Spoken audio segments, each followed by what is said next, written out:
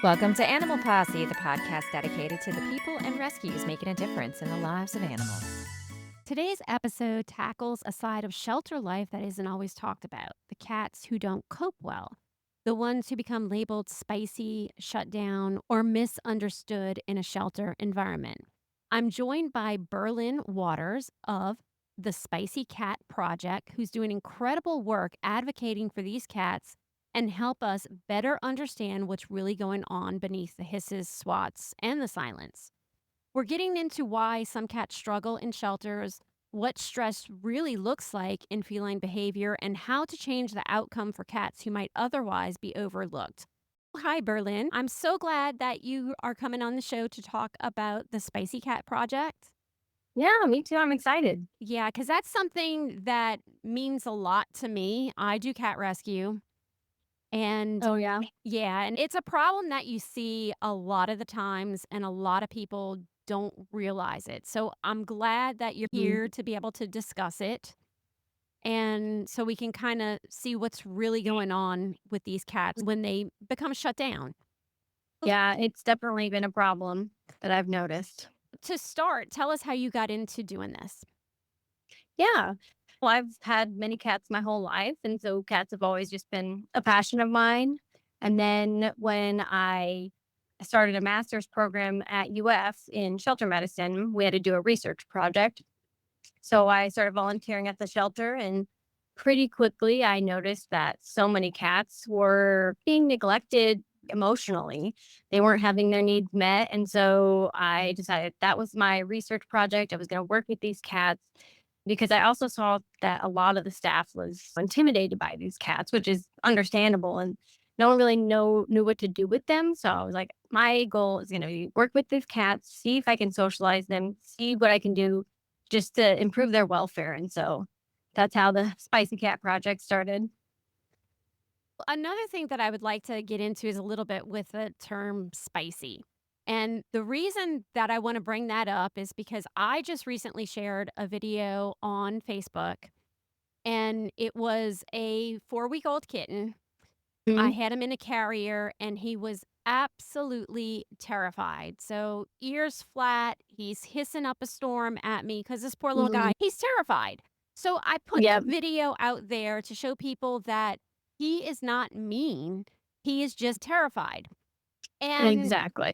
I did not know that there was a spicy cat trend. And so, Yeah. his video right now, it's at 1.6 million views.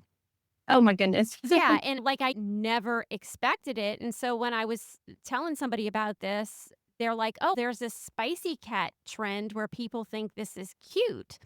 I wouldn't call it cute, I just put it out there for, Mhm. like, education purposes to show people, like, "Look, this little guy is Mhm. terrified, but within a Yep, couple of weeks, I'm gonna have him turned into a love bug." exactly. Yeah. So, how do you view the term, like, spicy cat? Yeah, I 100% agree with you with that cat. It sounds like that little baby was just terrified.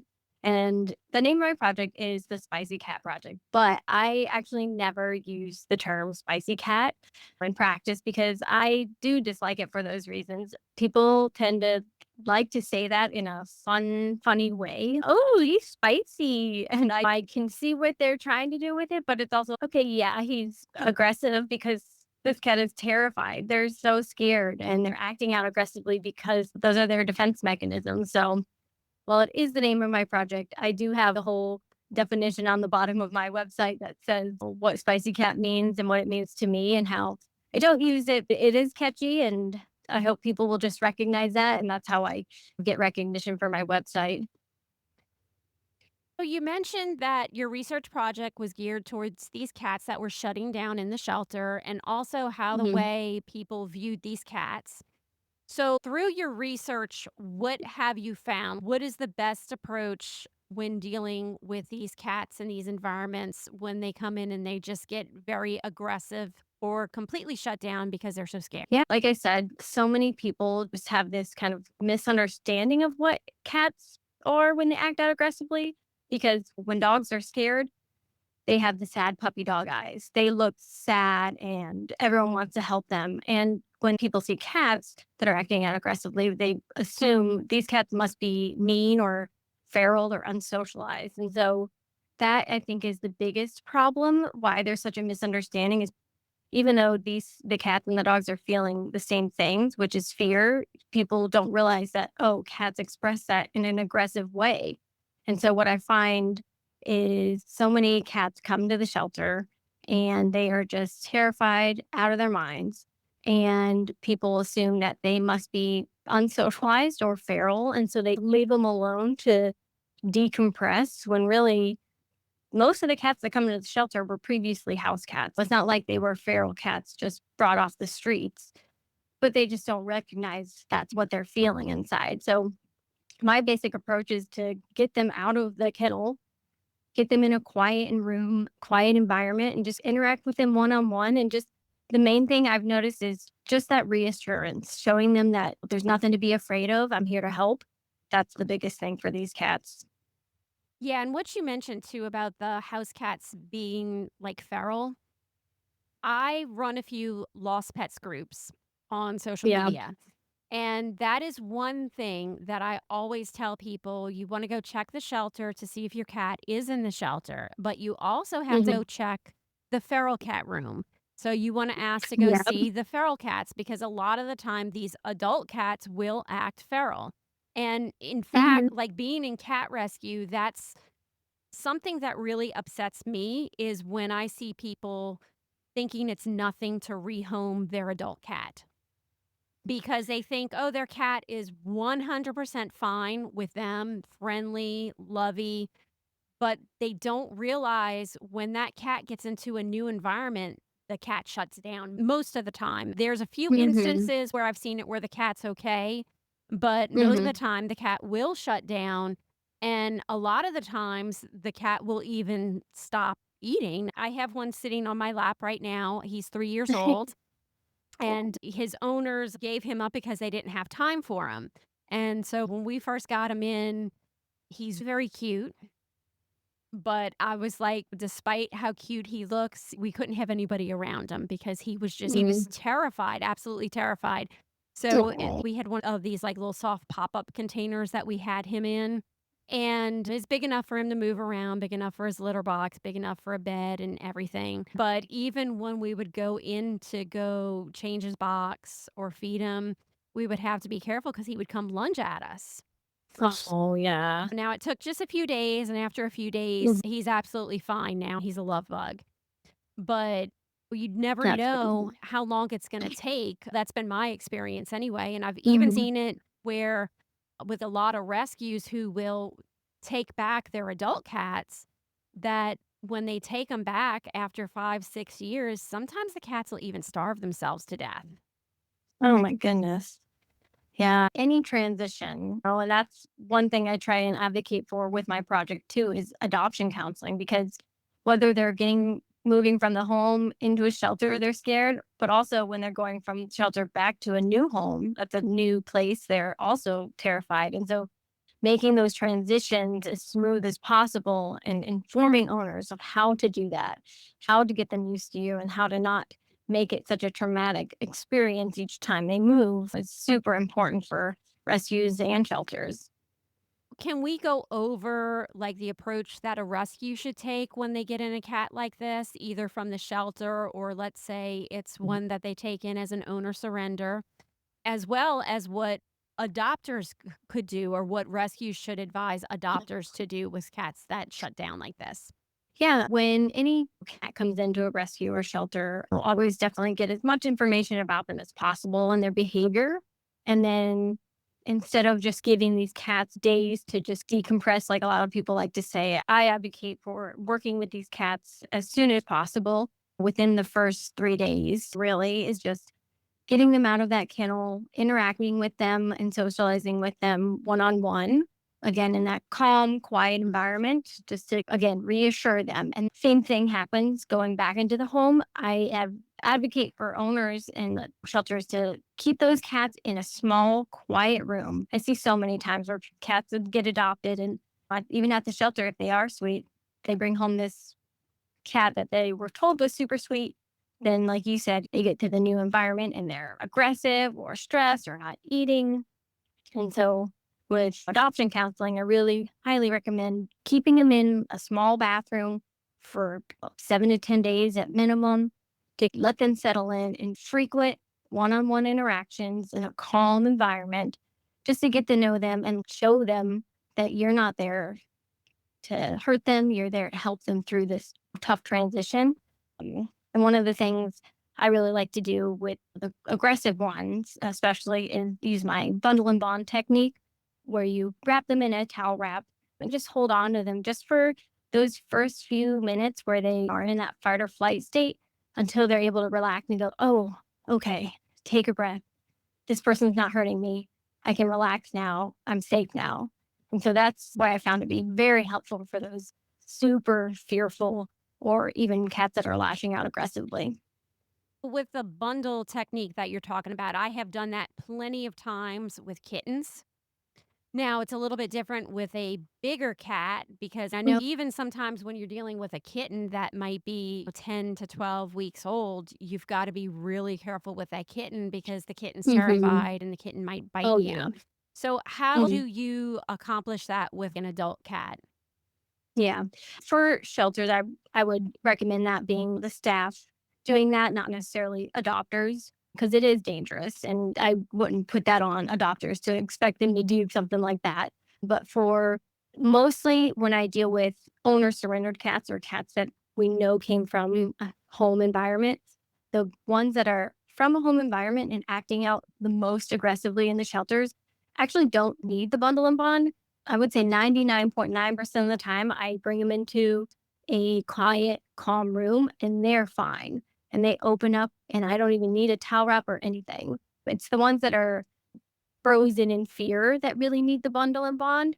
And so, what I do is get them in a feral box, usually, or a carrier, and put that in their kennel. Then I transport them to the quiet, calm room. And then I use the towel wrap to remove them from that. It's a lot easier to remove them from a feral box than it is just from inside their giant kennel.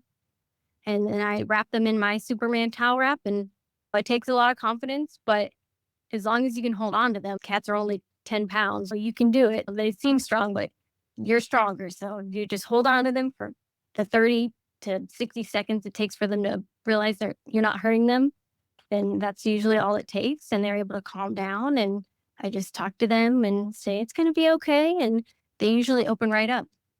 Now, for a rescue, my go to is always like a bathroom because it's a small room. But let's say somebody doesn't have a bathroom, but they use a spare bedroom.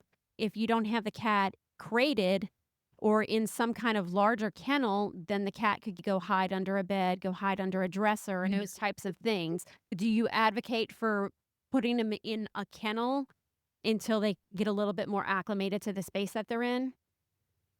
Yeah, definitely. Yeah, whenever I'm working, like, doing the socialization and when I bring them into a new room, like a calm, quiet room that I talk about, I'm never just, like, letting the cat go. I'm always bringing them in there so I can handle them one-on-one. But again, yeah, it's almost always like an enrichment room at a shelter or a bathroom, wherever it is, because I do not want this cat to get out or escape under a bed or up into a cabinet where I cannot get them. So I definitely do not recommend doing that. But yeah, dog crates, because that's what we do with feral cats too. If we don't have space for them, a large dog crate, we will put them in and with a like a feral box or a hiding box of some kind, cover it with a bed sheet to give them some more privacy and kind of work with them slowly that way. And that oftentimes does seem to help a lot. I've been doing cat rescue for a really long time now, and I'm familiar with the approach to going in and touching a fearful cat, even one that could tend to be a little bit aggressive. But I Mhm. do find that there's not a lot of fosters who have experience with that or Yeah. know what they're getting into if they agree to take in like an older cat. Do you have any tips or tricks for them to get the cat to come around as far as, like, maybe touching and feeding? Because I know some are always food motivated, but then there's Right. some that might not eat for a few days. And I try to tell people same honestly, it's same things with almost any cat, whether they're feral adult cats or just really scared, fearful, owner surrendered cats, just starting with a small space, keeping them in that small space, keeping things quiet, being on a routine for if you just got that foster cat, come in every couple of hours, don't overwhelm them. And a lot of times I recommend just if it's the first couple days, leave food out because even the fosters that I have that are scared, they're not going to eat. And that's okay if they don't eat for a couple days. They're just figuring things out. But just even sitting in there, talking to them without an interacting gets them used to you and then just work your way towards them. And a lot of it just comes down to reading that subtle body language and seeing if they're able to be handled or pet and just going really slow. I go super slow with any cat that I think even could be aggressive in the slightest. I just go very slow, very gradual movements. And usually that's all it takes is just that calm environment and gradual introductions. Churu is always excellent too. Churus are like the best invention ever. And string toys. I feel like string cats love a good string toy. And even if they're not going to interact with you, they'll oftentimes interact with a string toy. And sometimes I use that to coax them out and get them distracted. And that builds their confidence when they can feel like, oh, I can play and I can do the things that are enriching. So those are also really good tools. What about touching? I Hmm. understand what you mean about the subtle body language, but for somebody who doesn't necessarily know what the subtle body language is, how would they Yeah. know what to do? Yeah. For cats, I always, if there is any kind of aggressive behavior like hissing, growling, or swatting, I do not recommend touching. No touching, not in the kennel, not if they're in a hiding box or in the corner of the bathroom. If they're showing those aggressive behaviors, let them be and even just sit there quietly with them. No reaching towards them because that can be very intimidating for them. But if they're just quietly sitting, not showing any growling or aggression, then just going slowly, offering like cat brushes and things. I used to be an advocate for those little mini hands and like reaching towards cats. Sometimes they work, but sometimes they cats get freaked out by that because they know it's not a real hand and they're not sure what it is. But that's always an option. But sometimes it's 50-50 with the cats. But just making those gradual movements toward them. I always advocate for give them your hand, like the back of your hand, and see what they do. Never force your hand on them. Let the cat come to you, whether that's just putting their hand right in front of their nose so they can smell you and greet you.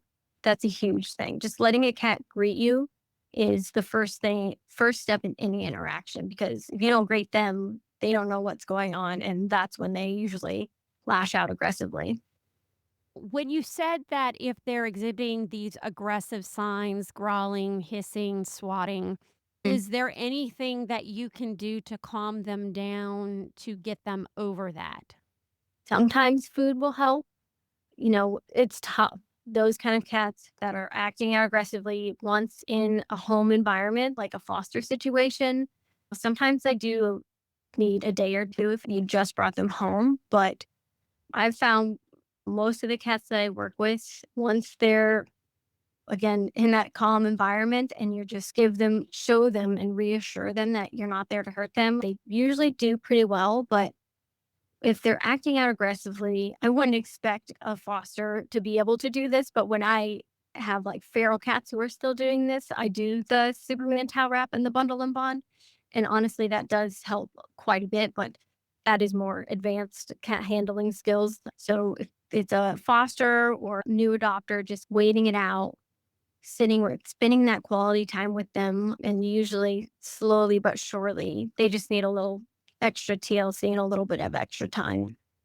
Yeah, the one that I was telling you about earlier, the one that came to me that was very scared and acting Mhm. aggressive. So with him, what I actually did was we had him kenneled and then we would, of course, give him the food. And after a few days, I noticed he wasn't calming down as much as I would like. He was still Yeah. very aggressive. I put a little Yeah. bit of catnip in there for him. That did seem to help calm him down. And then Oh, really? yeah, and then it seemed like he wanted to come out of the kennel, so I let him out the kennel. Now I will say Mm. when I let him out the kennel, and I'm not gonna lie, I was a little bit terrified. because he started coming up to me, and he came up to me a couple times and he slapped me on my leg. So I was like, I'm going to give you a pass for that. Then he came up to me, like he would come rub all around me, and then he would bite my foot. But Oh, it wasn't like a hard bite, and it was like almost like a child throwing a temper tantrum. yeah. It's like they get overstimulated, and that's just their way of showing you that. Yes, yes, but after that, he wanted to start jumping on me. So he would jump in my lap, and, like, for the first few days, I was, like, absolutely terrified because 'cause I'm like, "Oh my god, is he gonna attack me while he's in Yeah. my lap?" That's always nerve-wracking. Yeah, but he's fine now. He's Mhm. absolutely fine. He's settled in really well. We already have a potential adopter for him, and so I, of Oh, course, wanted good. to work with them, and Mhm. she's very understanding, and she's, very skilled on introducing a new cat, especially one that Oh, could good. potentially be fearful, so that's a good thing for him. But another thing I wanted to ask you about is what about eye contact? Do you find sometimes when you have eye contact with them, it stresses them out a little bit more? I do. Yeah, I try to stay to the side of them. I don't try and make a lot of direct eye contact. So I do keep my eyes just down, but I can still see them out of my periphery. And I try and stay towards the side and not be with them right head on because that is intimidating. So kind of catty corner to them. But yeah, eye contact in those scared cats can definitely be intimidating. So I try to keep it to a minimum at first. Do you have any different tips or suggestions for kittens? I know a lot of the times when you get a feral kitten, you can work with them, you can tame them up, but it Mm. just takes like a little bit of time involved with those. Do you have any different advice for kittens? Since kittens and the cats, it's a little bit different situation for each of those. Yeah. Yeah. Kittens, I do treat quite differently, like feral kittens and stuff, because I'm not super worried about them biting me and sending me to the hospital. I can deal with a 2-pound kitten. And so with them, honestly, I give them a little more tough love than the adult cats because kittens are so resilient and they're mostly all bark. They are vocal or hissing, and you need to show them that, hey, I know you're scared, but this is what's going to happen and we're going to interact. Whether you like it or not, you need a little tough love to show them those manners that they need to build. And a lot of times that works pretty well for kittens. And so I try to not give them as many hiding spots either because they need to build that confidence on their own. And so it's just a lot of figuring those little things out as they're understanding what's right and what's wrong and what's kind of behavior is acceptable and what's not. I do have another question. You might Yeah. be able to give some advice on this as well. Being a cat rescue, we get all different ages in, and the ultimate goal, of course, is adoption for them. Hmm. And if we go to an adoption event, of course, this is going to mean taking these cats and you're going to put them in these cages at an adoption center. A lot of the times, the kittens don't care, and if you get kittens Right. there, they might be scared for a half hour, and then after a half hour, they're absolutely fine. But you will get the case when you have a very social, very friendly adult cat, and you get them to an adoption center, and they are terrified. And I know some of them, usually it'll take maybe 2 days and they settle in fine, but for other ones, it does take a little bit longer. Do you have any suggestions of things that you can do to help those cats, those ones that might not acclimate well to the cages in these adoption centers after being there a day or Yeah. 2? Yeah, it's definitely tough. Again, just working with them, it's very hard when you have tons of people coming in and out. One thing I like to advocate for is at least marketing them appropriately. So if you have had them at the shelter and you've had good interactions, take videos of that, take videos of them having a good time, make them look as good as possible. So if people do ask about them, you have video proof and evidence to show them that these are wonderful cats. They're just really scared here at this adoption center. Same thing with the cats at the shelter. They do just need that reassurance. And so trying to get them, work with them a little bit one on one can help. But usually at those adoption events, it's very hard to get them out of their shell in such a short period of time. Would you recommend putting a box in there for them to hide? Because I know a lot of Oh, places will yes, do that. definitely. I feel any cat an adoption center, shelter, vet clinic, wherever, any cat that is being kenneled for any reason, I believe should always have a hiding box, whether that's a cardboard box or a carrier or something. That definitely helps them cope. It doesn't look the best to potential adopters, but that does help them relieve their stress. Yeah, I tend to do the boxes as well. And I always advocate for finding the right home for them. And I'm very Mm. front with people. If I think it's not going to work out, if they're used to a quiet environment and they're going to be going into Mhm. noisy environment, I'll always be vocal about that and say, I don't think Mm. this one might not work for you. Yeah.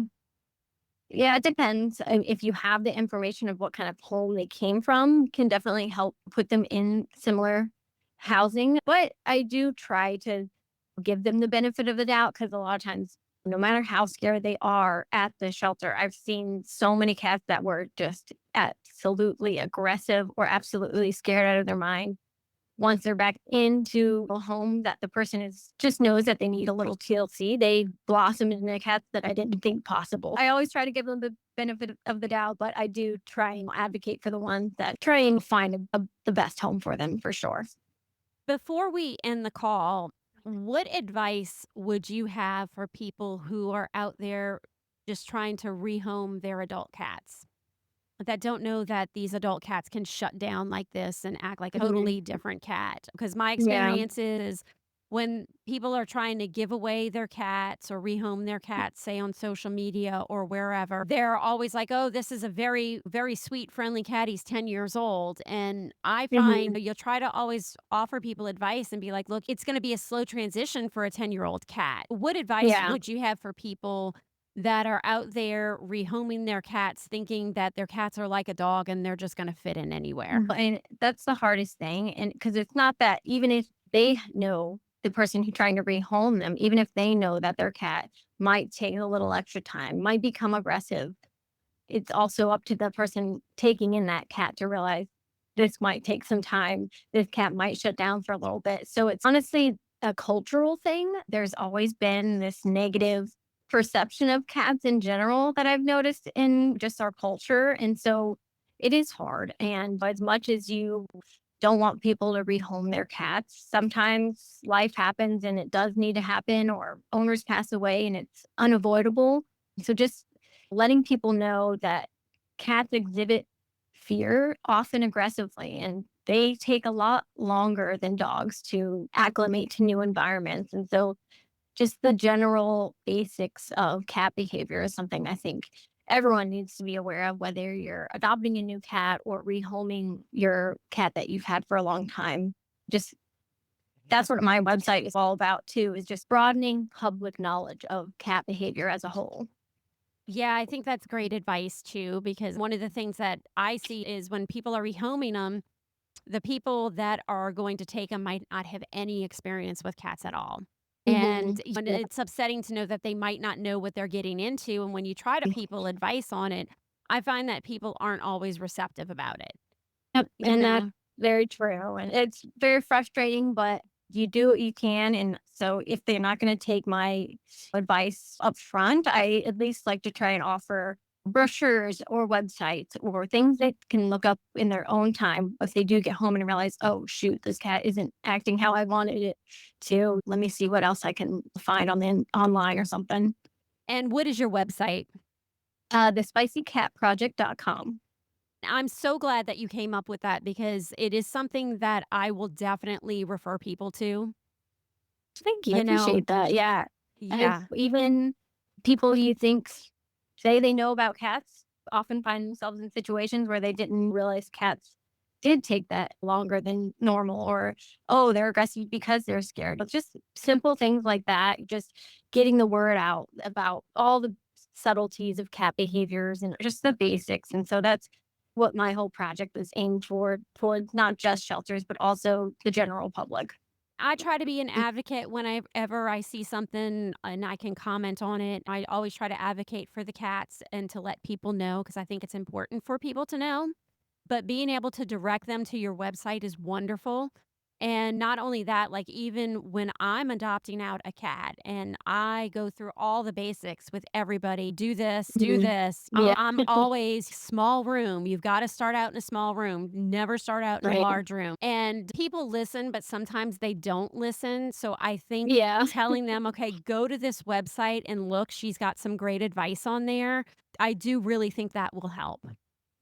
I hope so. Yeah, I've found that being as a vet tech for many years before, even when you tell people about their pets at their vet appointment, things go in one ear and out the other because it's just so much information at once. So giving them a physical copy or a website to go to definitely, I think, helps them retain some of that information, or at least they can look back on it so they can see and when they have a more clear space to look up things.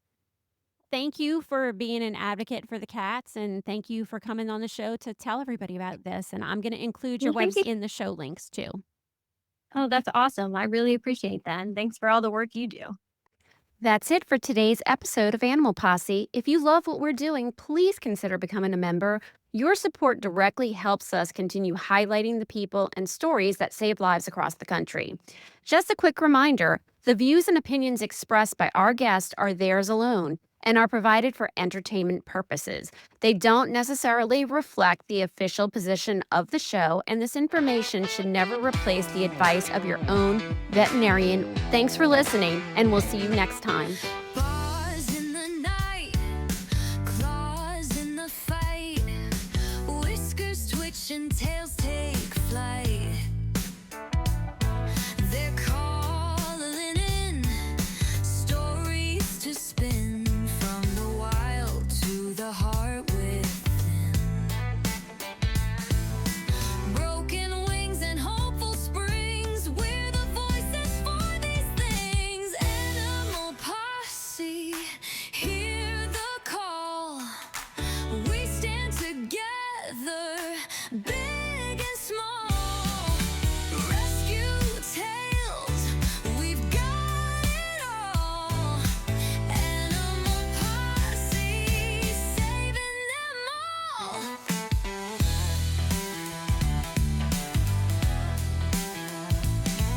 The vet's got tips, the rescuer's grit, the foster homes where love won't quit.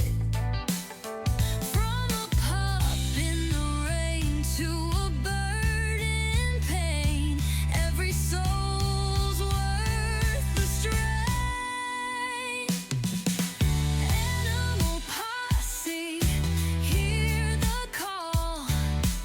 We stand together, big and small.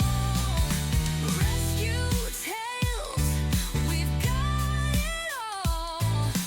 Animal Posse, saving them all.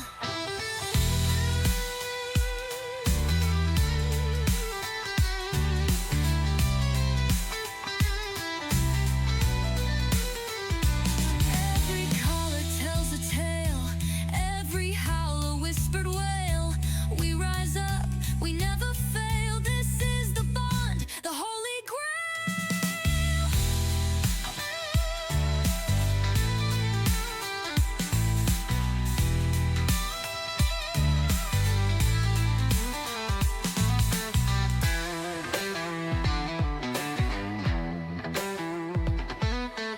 Animal Posse, hear the call. We stand together, big and small. Rescue tales, we've got it all. Animal Posse, saving them all.